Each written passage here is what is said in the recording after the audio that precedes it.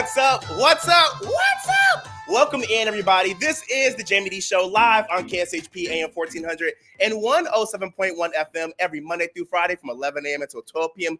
PST out of Las Vegas, Nevada, and live on WRMN AM 1410 and 96.7 FM every Monday through Friday from 1 p.m. until 2 p.m. CST. Let's ring that bell. Oh, yeah, we're also live on YouTube, Twitter, Twitch, and Facebook at The Jaime Dee Show. That's spelled TheJaimeDeeshow. And we're also streaming live on Instagram right now at It's Jaime Dee. I'm super excited to have you guys all listening in. If you're in your cars, thank you so much for not turning your radio dial. And if you're live right now with me on the live streaming platforms, I appreciate you. If you want to call in and get into the conversation, it's 847-931-1410. Again, that's 847-931-1410. And as always, if you're not able to call in, I do see your comments on the live streams. I move my hands, move my face. I got you. I will acknowledge what I see. Y'all, I'm super excited for today because for today's show rundown, I'm going to be talking about the daily news, and then we're going to have Richard Fowler. Oh, let me tell you, Richard Fowler. Ooh, I'm so excited. I'm so excited. This man actually was with me when I was live in Las Vegas, and now I'm live in Vegas and Chicago, and he's back on my live radio show. Super excited to introduce him. Super excited to bring him on. I want you guys to stick around because he has so much to go over with me today, and I want you guys to have a listening ear for today. All right, let's get into some daily news. Okay, as reported by the Daily Herald, Northwestern Medicine and the South Elgin and Countryside Fire Protection District have teamed up to bring life-saving care to stroke patients through a mobile stroke unit. Under the agreement, paramedics would transport stroke victims to a pre-designated parking lot about halfway between South Elgin and Northwestern Medicine Central DuPage Hospital in Winfield, where a staff mobile stroke unit would be waiting. The patient would undergo initial testing, including a CT scan and initial treatment in the mobile stroke unit before being transferred to the hospital for additional tests and treatment. Hospital officials say the mobile unit, which first started serving the immediate area around Northwestern Medicine Central DuPage Hospital in 2017, provides life-saving treatment about 30 minutes faster than traditional ambulance transport. Quote, the earlier you treat the patient, the better the outcome, end quote, said Harris Snokin, medical director of the stroke and neurointerventional surgery programs at Northwestern Medicine Central DuPage Hospital. Quote, patients who get treated right away often go home from the hospital instead of going to a nursing home or rehabilitation. Excuse me, my mouth is tongue-tied today. End quote. The South Elgin and Countryside Fire Protection District serves a 24 square mile area with nearly 30,000 residents. Quote, this unit brings the treatment to the patient, providing a direct connection with neurologists who can identify and confirm or deny if a patient is experiencing a quote. End quote. South Elgin and Countryside Fire Protection District Chief William Lunchsinger said, I want you guys to take a listen and watch this video that Northwestern actually came up with to explain this in more detail. I mean, it's a quantum leap in the way we are looking at stroke today. I mean, this is a cutting edge of stroke care. So for every minute that you delay treatment, there's hundreds and thousands and millions of neurons that are not getting enough oxygen, actually dying. The earlier you treat the patient, the outcomes will be much better for that patient. And sometimes these patients, if you can treat them early enough, they can actually go back home instead of going to a rehab unit. We are the first IDPH approved mobile stroke unit in the state of Illinois. And that tells you there was commitment, there was passion, and everybody was geared to the same thing, trying to save as many stroke patients as they can as quickly as possible. Medicine is changing. The thought of bringing the hospital to the patient never occurred to us 5 years ago, but this is something that, wherever you need rapid treatment, wherever you need treatment where you can actually make a big difference, you rather take the hospital to the patient and initiate the treatment right there, and then you can bring the patient back to the hospital and finish up the rest of the treatment. Mobile stroke unit is an ambulance that we actually have placed a CAT scan unit into. As everybody knows, if you've had a CAT scan, it's not a light machine. This is a big, circular, heavy device. In the old days, CAT scanners were just so big and the technology was so massive that you could only put it in a room of a hospital. Now we're able to get the images, transport them to a computer, wirelessly send them to the hospital, and then you can make a decision. Our crew will be here 12 hours a day. When that call comes in, they will have a critical care medic, a EMTB medic, a critical care nurse, and then a CT tech. At the same time the local ambulance gets dispatched, we're going to dispatch our mobile stroke unit. So the goal is to either meet the responding EMS vehicle there, or you're going to be there generally 1 to 3 minutes after them. The patient's assessed at their home. We're actually having a board-certified stroke neurologist evaluate the patient via a device called Third Eye Medicine. What that is an encrypted system where there's actually a live feed to our neurologist. If it's determined this looks like a stroke, we bring them into our unit, a CAT scan's performed, and then we make a determination, do they need the clot-busting drug, which is called TPA. If that's determined, then we initiate the therapy right there because it's on the ambulance with us. So our goal is to get the ambulance to the patient, do the CAT scan on their doorstep, and initiate the proper therapy within 20 to 30 minutes. We're averaging about a call to TPA in the hospital about an hour and a half. So there's a potential to cut an hour of time off of somebody's care. And think of how many neurons that could save. The difference could be whether someone can talk or not talk. The difference could be whether someone can understand what you're saying or not understand. That's massive. I mean, you know, who doesn't want to walk out of a hospital on their own accord? I mean, that's what it's about. That's why we do this.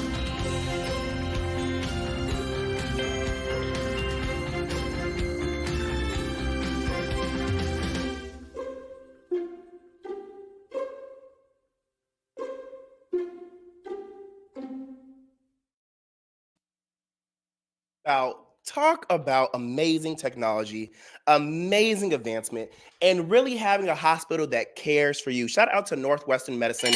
Shout out to Elgin. Shout out to everyone who has come together to make this a possible reality for stroke patients. I know this is a situation that a lot of people felt like they wouldn't be able to find help from, or feel as though that time between being picked up from the ambulance and being taken to the hospital is that crucial time. Well, now they found a way to make sure that you receive, or the person who is a stroke patient receives the help they need on the way to the hospital. Shout out to them. That's such great work. All right, Gen Zers, which are those who are born anywhere between 1997 and 2012, are really catching fire on social media lately.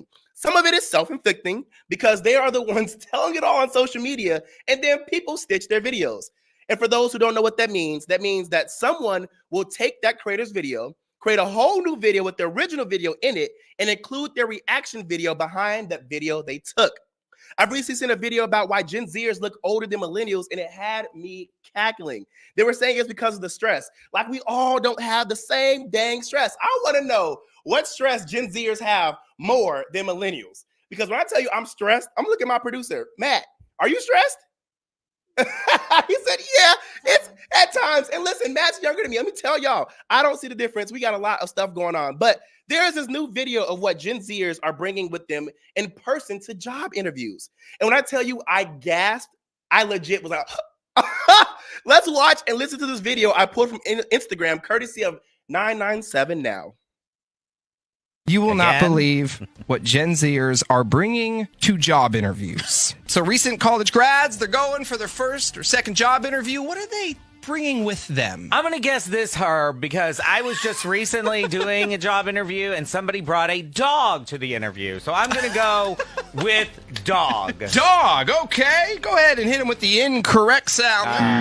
No. Arthur. I'm going to say mom or dad. They need that support from mom or dad, and they need help. They don't know how to formulate the sentences properly. So I'm going to say a parent. Take a listen to this. Nearly 20% of Gen Z applicants brought their mom or dad with them to a job interview? No way. That's a lie. There's no way. 1 in 5 Gen Zers are bringing a parent to a job interview. Inside of the interview? Yes. Do they sit outside, like in the lobby, and wait for them? In the room to the interview. Mom or dad's not just dropping them off. They're coming inside and sitting with them. This is helicopter parenting at its finest. Yes. Parents, I put this on you. If my daughter asked me to go with her to the job interview inside the room, I would just laugh.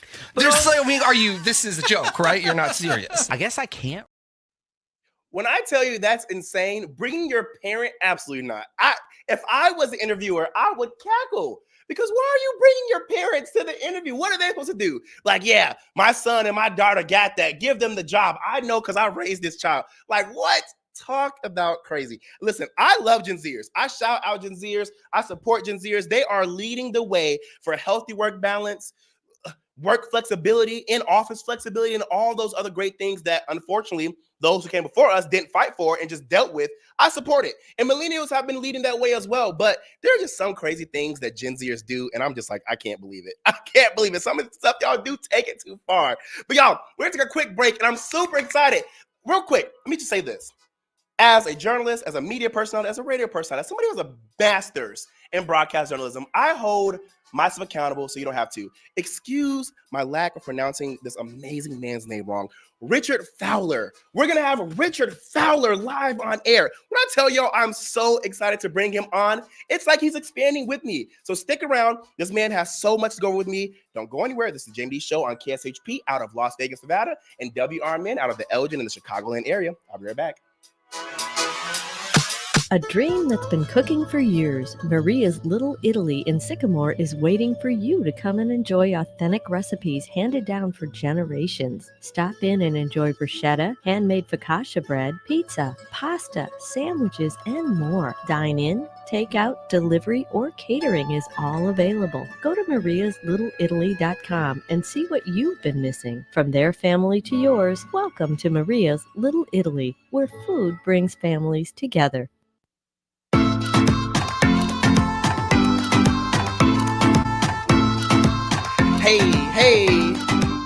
Hey, what's up, everybody? Welcome back to the Jaime Dee Show. Woo! Live on KSHP AM 1400 and 107.1 FM every Monday through Friday from 11 a.m. until 12 p.m. PST out of Las Vegas, Nevada, and live on WRMN AM 1410 and 96.7 FM every Monday through Friday from 1 p.m. until 2 p.m. CST out of the Elgin and the Chicagoland area. We're also live on YouTube, Twitter, Twitch, and Facebook at The Jaime Dee Show. That's spelled TheJaimeDeeshow. Don't forget to like, comment, subscribe, and share the link out to your friends, family, and loved ones so they can come in and enjoy the show. Y'all, we are at the best part of the show, and I'm super excited because we get to bring in the incredibly immaculate, extremely resourceful. When I tell you this man is knowledgeable on top of knowledgeable, and he is doing the darn thing in the political space and the social space and more, let me tell you about this amazing man named Richard Fowler. Yep, I said his name right, Richard Fowler. He is a political analyst for BET, a progressive contributor for Fox News. And let me tell you this, not only is he on Fox News, but he is a Black man and he has other intersectionalities that he presents, that he uses, and that he lives with as he's on Fox News, breaking barriers every day. When I tell you this man deserves his flowers, he deserves every single flower you could think of. He's about to join me live to discuss what's expected for the 2024 presidential election, why he believes more simplified political conversations need to be had, how do we get more people interested in voting, why Black people are turned off from this year's election, and more. So without further ado, let's welcome in Richard Fowler. Woo! What's up, sir? How are you? Oh, I think we're losing you. Can you hear us? You have a little static in the background. Hold on. I know this is a live radio show. Sometimes stuff like this happens. Can you hear us? Yes. Oh, now there's an echo in your background. You may have to exit out and come back in, Richard. We aren't able to hear you. Oh, yeah. Yeah, you sound really bad. What we're going to do is we're going to take Richard off and we're going to bring him back in. So as we're waiting for Richard, I want you guys to get into this because one thing I really appreciate and admire about this man is that not only is he on Fox News breaking barriers, not only is he now a political analyst for BET, and not only is he doing so many other things outside of those two things I mentioned, but this man is always staying true to himself. He's always making sure that he's sticking up for the general people and being about the inclusive we, and also being about the actual human. When I say about the actual human, I mean this. When we're talking about life as we know it, there are all these stipulations. There are all these things that you have to live by. There are all these rules, regulations, and laws. And so often are we talking about how You have to be a certain way when you're in this office. You have to be a certain way when you're in this department. You have to be a certain way when you're working this job. And a lot of times that is what's creating the boundary between the common people and you. And that's why there's such a disconnect. And that's why I love seeing him on his shows, really pushing for people to just be people, be regular, live life, and stop living by these stipulations that make you less than because you have a specific position in office. Let's try to bring Richard Fowler back live on the air. I think he got everything fixed. Let's see. I did. Now welcome Can you hear me? Fowler. Hello. Can you hear me now? Yes, we can hear you. We love to see it. Thank you for coming back. You're back for a second time. I am, of course. Had to be. I love this. Look, you were there with me when I was just starting off in Las Vegas. Look, I got expanded, got promoted, and now I'm in 2 major cities. Look at us. We're doing a darn thing. Listen, you better listen up to the time. You better come up in 2024. I'm here for it. This is our year. Richard Fowler, thank you so much for joining us live on air today. You are now live in Las Vegas, live in Chicago, live on YouTube, Twitter, Twitch, Facebook, and Instagram. So there might be people calling in. We're going to have comments live on the air. So if you see me moving around, because I'm trying to check on everything. All right. So we got you live on air. Are you back in the studio or are you at home right now? I am in my home studio, so I'm in my home office / studio, which is exciting. Last time I think we did this, I was actually at the Fox News studio, which is a couple minutes down the road from here. But I'm actually home today, which is exciting. Okay, we're home. We'd love to see it. Good to see you as well. Now, we are, because you're with me and I'm here now, we're in new territories. And last time we were in Las Vegas, we had a great introduction of who you were. But now we have new people in a new territory, maybe being introduced to you for the first time. And so I kind of gave them a snippet of who you are. But Richard Fowler, you just got your master's. You're now at BET. You're at Fox News. Tell the people about your journey in journalism and who you truly are. Oh, for sure, man. Listen, I'm a storyteller, as I tell people. I was born a storyteller. If you ask my godmother, she would tell you that the first thing they bought me was one of those Fisher-Price karaoke machine majokers. And I would like walk around in the house and I would like get up on tables and start talking in it. I ran out of batteries eventually on that little thing, but I still was talking to folks. So I'm a storyteller. Now that I think that storytelling has taken on different lanes and different avenues. So obviously I'm a features writer at the Forbes magazine, doing political analyst work, written work for BET.com. Continue as an on-air commentator at the Fox News channel. I'm Jamaican, so I just like adding jobs. I believe in addition and not subtraction.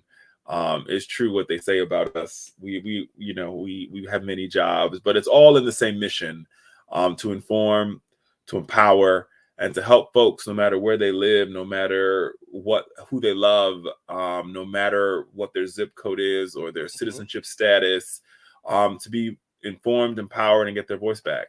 I love that. And the best thing that you said is that you're a storyteller. You have been in this industry for so long. And like we know, there are some stereotypes that are there for a reason because they're fun, they're goofy, and they actually may be true. Jamaicans do get a lot of jobs, but you're doing amazing with all of the careers that you're taking on. And since having you on in Las Vegas, you've gained new things. Let's talk about it. You just got your master's and now you're at BET. Let's talk about that. For sure. So yeah, listen, during the pandemic, I don't remember where I was. I think I was like late night doom scrolling.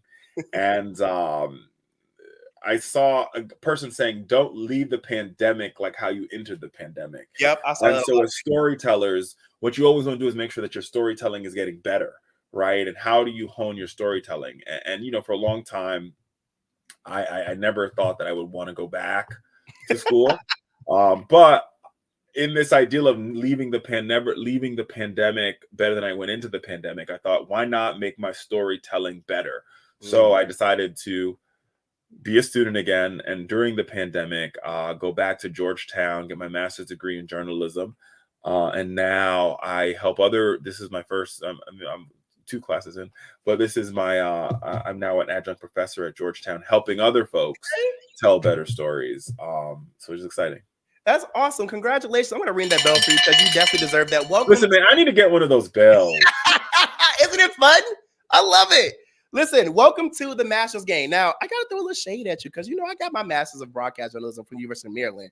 Again, the University of Maryland, College Park. Nothing better. Okay, I see you. I see you. But you were down the street at Georgetown University. I love that. Go to the DMV gang. That's awesome because during your journey, you have been in...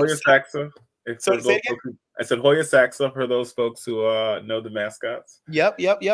So the thing is that through your journey, you have done so many things before you got this master's. Now you have your master's, and more doors are opening up for you. I want to know this: when you're in the political space, do you ever feel as though that people come for you depending on your credibility in journalism?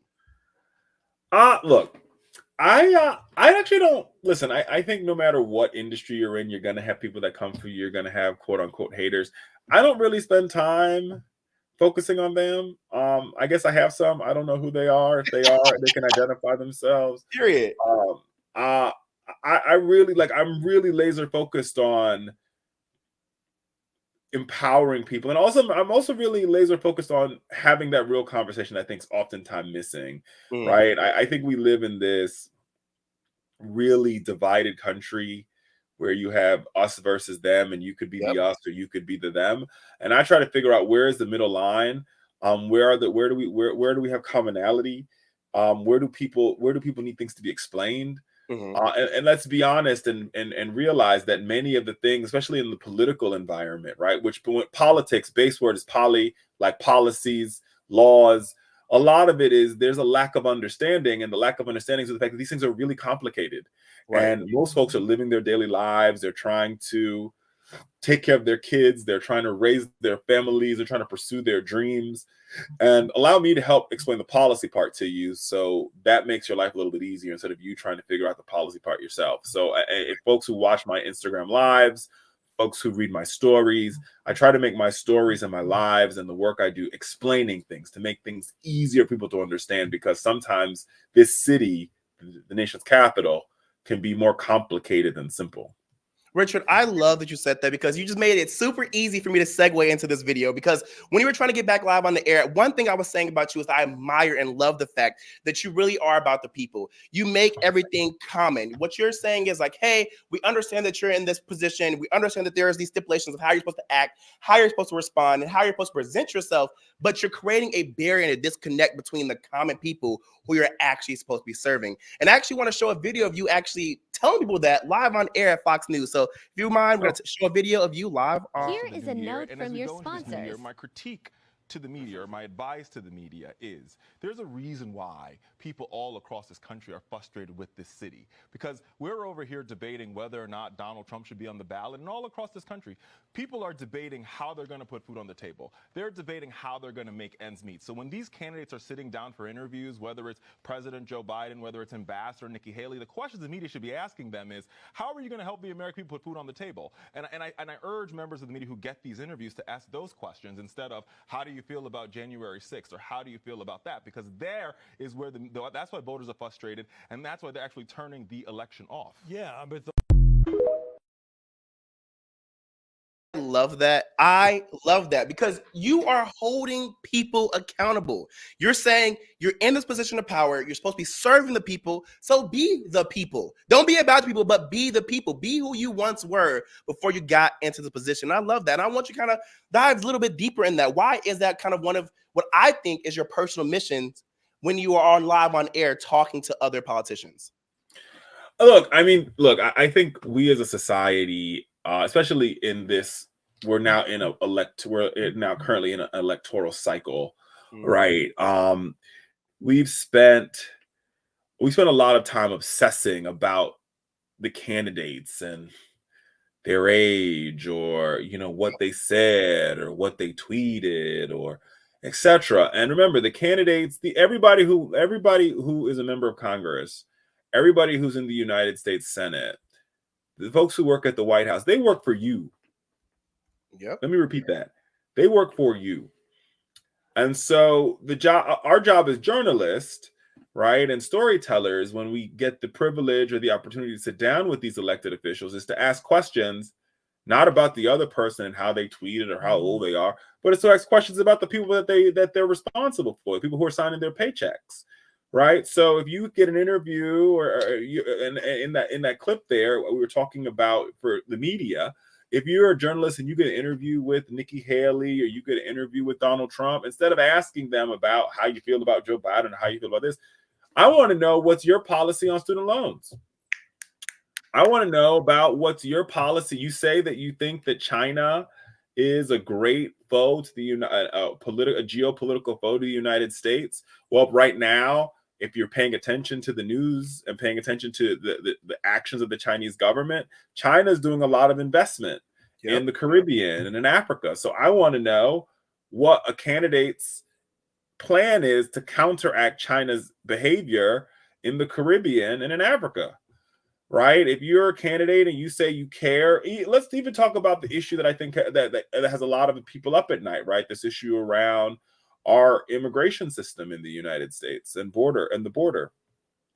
If you're over here saying that you care about the border, then I want you to give me a comprehensive plan. And a comprehensive plan is I don't think a comprehensive plan is let's build a wall. And I don't think a comprehensive plan is we need to, provide citizenship to all the folks that are here undocumented. I think a comprehensive plan exists someplace in the middle, which says we need to preserve the security of our border. But at the same time, we cannot do that without also dealing with the fact that the immigration laws in this country were written years before I was born, and I ain't that old. I'm only 37, right? Okay. So the laws aren't but here's my point. The country and the world has made so much progress in technology and in time. So the idea that we're working off immigration laws that were written 40 years ago when we can use the internet, that's problematic to me. Yep. The idea that you have folks who are crossing the border, and when they apply for asylum, they're getting court dates that say you can come see an immigration judge in 2027. That's problematic for me. Yes, it is. So the solution can't just be let's secure the border, and the solution can't just be let's have a pathway to citizenship. The solution has to have both of those things combined. And I think part of the problem in our politics has been, people have played political football with so many political issues, and they've created, like I said, this us versus them. And depending upon which side you're on, you could be the us or you could be the them. And as a result, there's a lot of people that feel disengaged, disenchanted. They feel apathetic about the political process. They feel like the political process isn't working for them. And the reason for that has everything to do with the realities that you have two political parties that are at each other's neck, and they're not actually working together to deal with the problems that are actually impacting the American people. And here's what we know to be true. When you think about what's impacting the American people, if you're somebody listening to this show and you're raising a family, you're raising a kid that's under the age of 5, most Americans are spending on average, 28% of their salary in childcare costs. It's way too high, right? That's way too high. And so why don't we hear members, elected officials talking about that, and what are some solutions to that problem? Yes. If you're in this country and you are trying to achieve the American dream and you have student loan debt, like we talked about, there's a lot of Americans that are paying $300, $400, $500, $600 a month in student loan debt. That's way too high. If you're somebody and you're diabetic, right? Now, Joe Biden has made some progress on decreasing the price of insulin for our senior citizens. So now there's not a senior that pays more than $35 a month for insulin.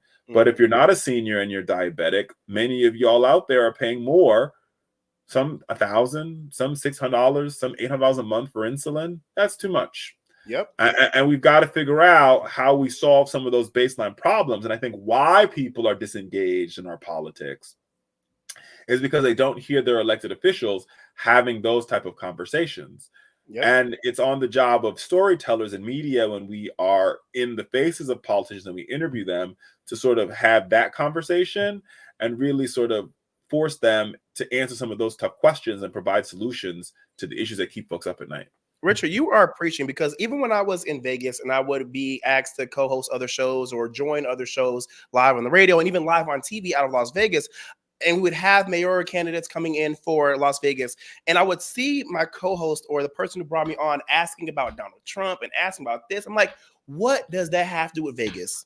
How is that even affecting Vegas now? That happened January 6th of that year. We're not even that's not even affecting Vegas as we're talking to this mayoral candidate right now. And I completely agree. And you have people on YouTube right now, they're like, yes, free us from student loan debt. That's from Jasmine Walker. You have Gigi Chandler who says, yes, get rid of these student loans, help the homeless, put food on tables, do your job, and help the people who put you in your position. You are speaking the truth. Look, we're going to take a quick break, and when we come back, we're going to have more of your truth. We're going to have more of you preaching to the choir, all right? So stick around. We'll have you right back on, all right, Richard? All right. Hey, guys, this is the Jaime Dee Show live on KSHP out of Las Vegas, Nevada, and live on WRMN out of the Elgin, the Chicagoland area. Stick around.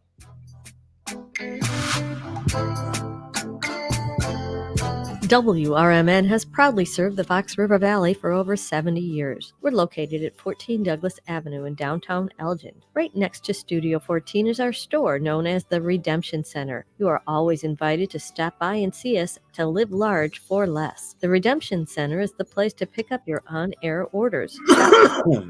And grab some brochures to learn about what we have to offer. Our Redemption Center phone number is 847-741-7700. In the middle of the night, everything will be all right if you listen to Coast right here on WRMN, 7 days a week from midnight to 5 a.m. Each night on Coast to Coast, listeners are captivated by George Noory with discussions on news and current events, conspiracy theories, UFOs, life after death, and all things curious and unexplained. Coast to Coast, every night, midnight to 5 a.m. right here on WRMN AM 1410 and 96.7 FM.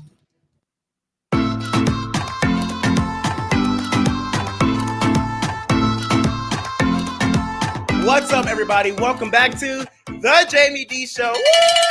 Live on KSHP AM 1400 and 107.1 FM every Monday through Friday from 11 a.m. until 12 p.m. PST out of the Las Vegas, Nevada area. And also live on WRMN AM 1410 and 96.7 FM every Monday through Friday from 1 p.m. until 2 p.m. CST out of the Elgin, the Chicagoland area. We're also live on YouTube, Twitter, Twitch, and Facebook at The Jaime Dee Show. That's spelled TheJaimedee. Wait, T-H-E, I forgot how to spell my dang name. TheJaimedeshow. Why everybody laughing at me? My bad, y'all. Don't forget to like, comment, subscribe, and share the link. All right, y'all. And if you ever want to promote your business, product, service, music, and more, hit us up at info@jaimedee.com. We can guarantee you will get the exposure you want and deserve. All right, let's welcome back in Richard Fowler live on the Jaime Dee Show. Super, super, super excited to have you back on. So, as we left off in the last segment, we're talking about how a lot of these politicians, again, need to be about the people and be the people and talk to them literally at their level. And when we're looking at the 2024 presidential election that's coming up, I want to talk about what is there to expect for this year's presidential election? Oh, that's a good question. Listen, I will tell y'all this. At the rate that it's going to be a long one. Mm-hmm. And think about it this way. In 2020, at this point in time, in 2020, we haven't even had our first primary yet. Yep.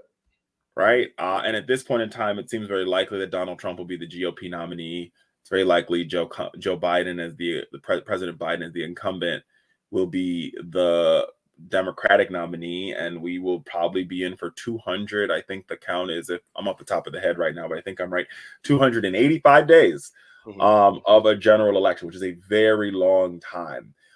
So I just urge folks out there, I mean, for those of us who have to do this for a living, we have to be in it every day, but pace yourself. But pay attention to what's happening. Pay attention to the issues that you care about. When the candidate, if you live in a battleground state, so for the folks listening to this show who are in Nevada, make sure that when the candidate shows up in your city or shows up in your town, ask the hard questions. Ask them about student loans, right? Ask them about childcare. Ask them about prescription drugs, because they're going to be coming to that state a lot. That's going to be a battleground state. I'm not making any predictions because I think this election we have a long way to go. But I will say it's going to be a very close election, and it's going to be an election where it's going to be about people's base, right? For the Biden campaign. Can they reignite the flame that they had in 2020 that got folks to stand in line, that mobilized young people, that engaged African Americans and Latinos to come out and vote in record numbers? And for the Trump campaign, can you win back over the suburban independence that you had in 2016? both folks that you lost in 2020, 2018 and 2020 and 2022 and years after that. You're right. And one thing I really appreciate you saying is that asking the hard questions when they come into your city. And this leads me to wonder, when you are on Fox News and when you're being a political analyst for BET, you do have some type of creative control, but you still have to answer to somebody. How do you battle against those who are telling you you have to ask these questions or you have to present this way when you know, hey, that's not a part of my mission, because we're trying to ask the actual questions that people want to hear? I mean, you have a job to do at the end of the day, so you can't always say no. Oh, listen, I just are trying to make sure that I always center my voice. And I'm blessed to say that I work at platforms that when I'm on air, they allow my voice to be centered. To that. Love that. Love that. And one thing I like about your voice is that, again, it's for the people. You talked about how President Joe Biden has to talk about his achievements and remember to say, hey, I'm doing this for the people. I can do it again. I need you guys to give me time and more. And I actually want to play another video of you on Fox News where you're talking about how a lot of times when it comes to these presidential debates and these interviews that are being had, we are skipping the conversation of what has President President Joe Biden have actually done for the American people, and why hasn't that been put on the pedestal versus all the other drama. So if you take a second, we're going to play this video. I'm sure if you talk to the folks in the Biden White House, they'll tell you they want to get it lower. So let's just zoom out for a second, right, and talk about the Bidenomics message and what's the problem with it, why House Democrats are pushing back on the president. Instead of having a conversation about Bidenomics, I think what the president needs to do more than ever is a compare and contrast. 2 years ago, the cost of gas was $6, almost $5 to $6 a gallon. 2 years ago, the price of bacon was ridiculously too high. In the time that I've been in the White House, here's what I've been able to do to bring these costs down. They're not where I want them to be, but here's where they are, and there's more work that we can do together to get them there. I think that's the message you need to hear. The good news for the president in this moment is he's going to have a couple of months, and hopefully if the economic indicators move the same way, he could win from that. And let's also point out, a year ago when we were sitting on this set, we were talking about the potential of a recession, which seems more likely not to happen. There's a lot of people, working class families, middle class families, who are having to tighten their belt because of inflation, because of the cost of energy, because of the cost of food, because of the cost of rent, which are all very high. But I think it's worth pointing out in this moment, as we have this conversation, there are some good indicators for the president. We've seen inflation go down. The report came out a couple weeks ago. I think it's down. It's down the lowest we've seen in 2.5 years. We've seen the gas prices go down. What the Biden administration has to do in this moment, to what House Democrats are saying, is dump the word Bidenomics, actually talk to the American people of what they've been able to achieve, whether it be lowering gas prices, whether it be the fact that starting January 1, prescription drugs are going to be lower for seniors. They need to have that conversation, get out of the messaging tank of Bidenomics, and I think they'll see real gains from that. If you don't believe me, just ask Governor Beshear, who won his second term, on having that conversation with the people of Kentucky. I got a slew of statistics here to set you up, Mary Catherine, that back up to some degree what Richard's been saying here, because here's the state of the economy. According to the Department of Commerce, GDP in Q3 was up 5.2%. Personal income was up 0.2%. Disposable personal income up 0.3%. Consumer spending up 0.2% in October. Fox News poll, though, only 33% of people approve of the way that Biden's looking after the economy. 65% disapprove. And when asked how they would rate the economy, 3% say excellent, 17% say good, 31% only fair, and 47% poor. Richard, I got to say this. I absolutely love watching you work. You really are in your element when you are live on air. Thank you. I got to give you that. You and this bell. I love it, though. I got to bring in the energy. So while we were playing that video, we actually did have a question from Jasmine Walker out of Chicago, Illinois. She stated, the Democratic National Convention is being hosted in Chicago this year. Can you educate us about this event and how regular citizens in the Chicagoland area can get involved? That is a really good question. So yes, she is correct. The Democratic National Convention will be hosted in Chicago. It's about a 4-night long event.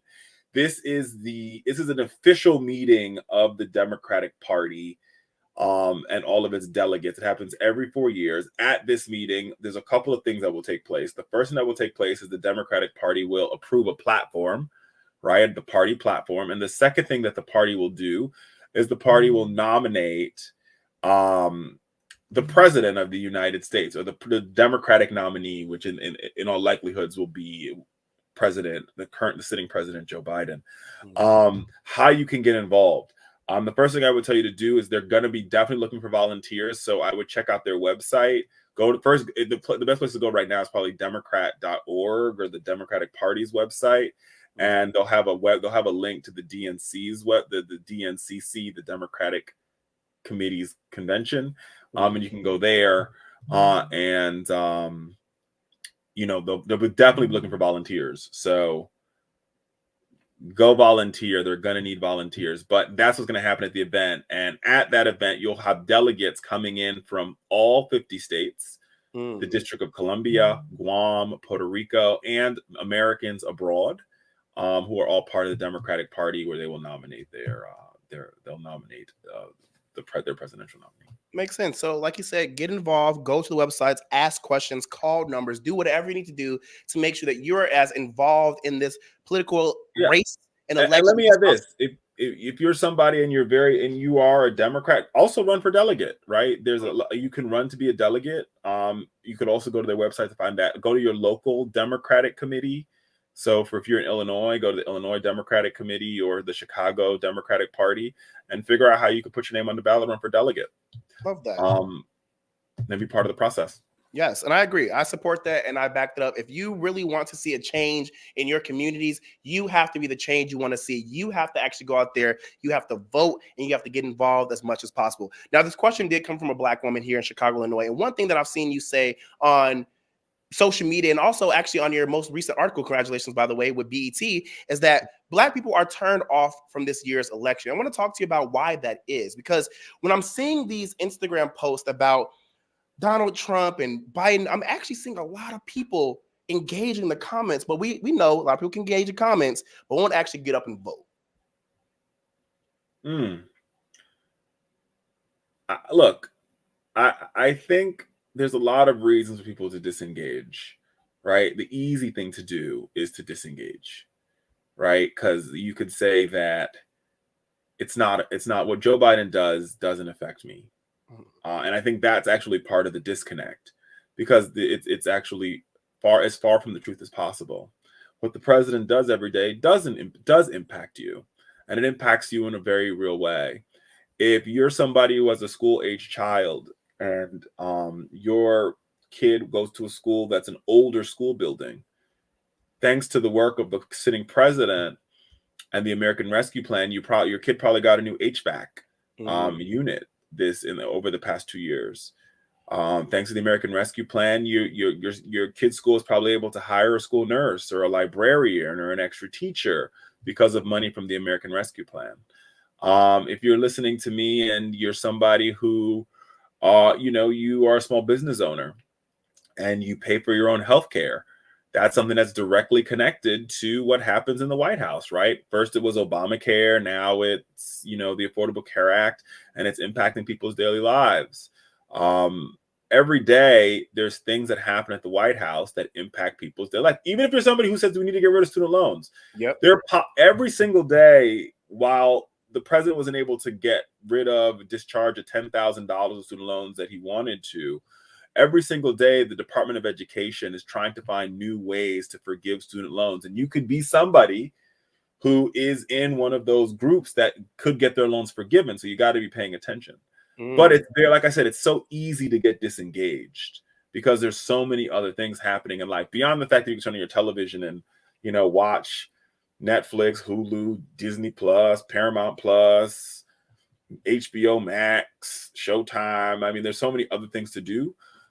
I would say if there's an issue impacting you somehow, some way, there's probably an elected official that has something to do with it. A lot of the things might not get to the president, but your local elections also too matter, right? If you care about police reform, then you should be paying attention to what's happening in your city council, right? If you care about this new craze that we've seen around banning books, you should pay attention to what's happening in your school boards.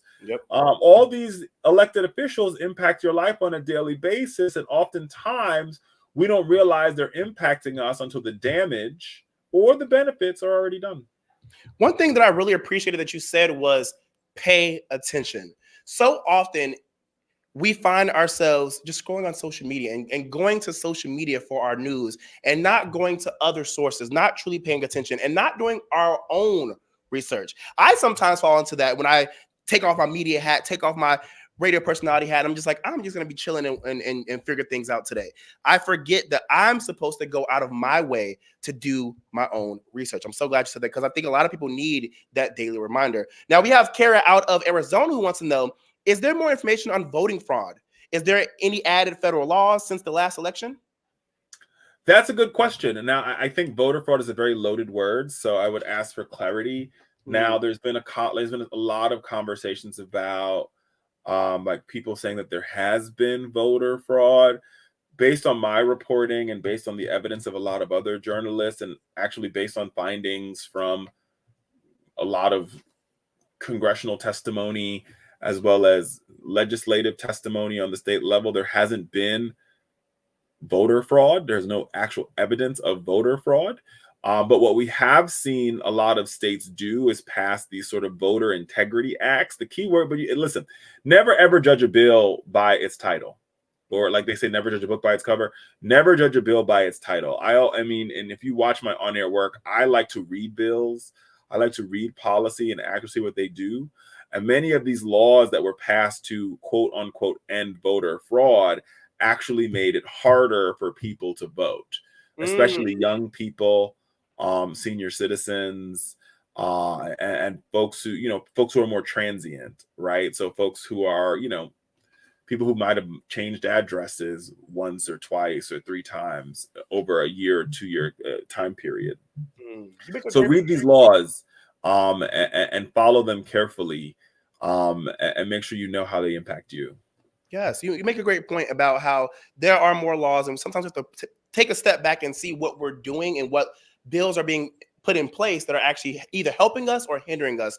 And you're going to continue doing a lot of great things as you continue in your journey. I actually want to know this. Do you think that you may, by chance, be interviewing any of the presidential candidates or anybody who may be beneficial in this presidential election? We'll have to wait to see. Okay. Well, here, I know you said that we don't like talking about this. We got a few more minutes left, but Gina Chandler out of Chicago, Illinois really wants to know, and we did our due diligence by not talking about this, but she wants to know regardless. Hey, this is a little off topic, but does he consider what happened on January 6th, 2020 an insurrection? That's a good question. All right. So like I said, I live in Washington, D.C. I live about 10 minutes from the Capitol. The Fox News studio is about, I don't know, maybe a block from the Capitol. And the idea that I'm picking my words carefully here, that people left a rally, and there's nothing wrong with rallying. There's nothing wrong with the First Amendment. I believe in it deeply. But that you can disrupt a House meeting, disrupt a Senate meeting, create havoc. I had no friends who worked at the Capitol who were afraid for their lives. I know members of Congress who were running for cover. This is a lot more serious than people made it out to be. And I think anybody who likes to say, I mean, listen, we could play semantics with the words, but I think we have to remember that the United States Capitol is and should be the city upon the hill and the bastion of what a democracy looks like. And when our democracy was in the process of picking a new leader for the first time in its history, those proceedings were stopped and the Capitol was not able to do its job. And just for historical reference, and I'm a history buff, there's actually never been a time in American history that the United States Congress had to go out of session because of a protest or because of a war. Even in the War of 1812, where Washington, D.C. was invaded, the United States Capitol was still in session. The only time the body had to go out of session was on January 6th, 2021. So it is a very serious day. You could use the word insurrection if you would like. You could use another word, but the key point is this. Remember, there's never been a time. You name all the major wars that we've had in this country. Our Capitol and our Congress was always in session. Based on the threat to the lives of our elected officials who we sent there to do our business, and at this particular moment in time, they were doing the business of counting the ballots and certifying the election results, the fact that our our legislative body had to go out of session for its own safety, and our capital was not in control of the United States government, is both wrong, it's problematic, and it speaks. It's a sore eye, it's a black eye in the United States democracy, and it's one of the saddest days in modern day American history. I agree. January 6th, 2021 was definitely a negative and very horribly defining moment for the American people and the American culture. We have 1 minute left, and so I want to give this to Fab Five for Life podcast out of Dallas, Texas. He stated, Americans spent record-breaking amounts of money during the holidays. People have money, but with interest rates high and questionable climate in the presidential race, where should our hope be in the future? Oh, wow. Listen, man, I think our hope should be, we need to make sure that we make this country better for the generation that comes after it. And for that to be a reality, that's going to require that we're going to have to really do some hard work. And we're going to have to push our elected officials to do some hard work in this Congress and the Congress that comes after. And we can't afford to kick the can down the road, and we can't afford to play political football with the biggest issues of our time, including immigration, including higher education, including the fact that we are living in the middle of a nursing shortage. And what we saw during the pandemic was our healthcare system stretched to the limit. Yep. And we can't afford, right now more than ever, if we care about our democracy, if we care about strengthening our national security, then we have to make sure that our healthcare system is working and we have folks in it to make it work. Richard, we're out of time, but I have to ask this question. I don't care if we're out of time. Would you ever run for office some way, somehow? Because, sir, you're doing it. No. What? You would never do it? No. Oh. My job is to be a storyteller. My job is not to be a policymaker. Okay, you got people on the internet right now who love Mr. Richard Fowler. I gotta ring that bell. Thank you so much. I appreciate their love, but no. Yes, you got that same energy and love from me as well. Thank you so much for coming on the Jaime Dee Show. Really appreciated you. Part 2, maybe part 3, 4, 5, 6. You never know, but you're always welcome back on my platform. Thank you so much. Thank you so thanks so much for having me. Yes, you have a good rest of your day, and we'll stay connected. All right. Okay. All right, see ya. Everybody, that has been the Jaime Dee Show. Let's give Richard another bell ring.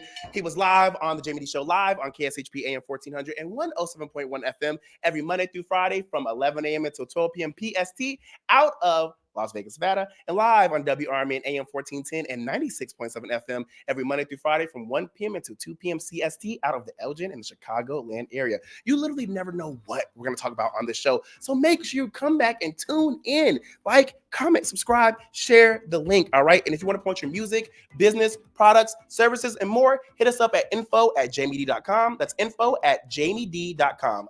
info@jaimedee.com. We can guarantee you will get the exposure you need and deserve. All right. Love y'all. See you tomorrow. Bye.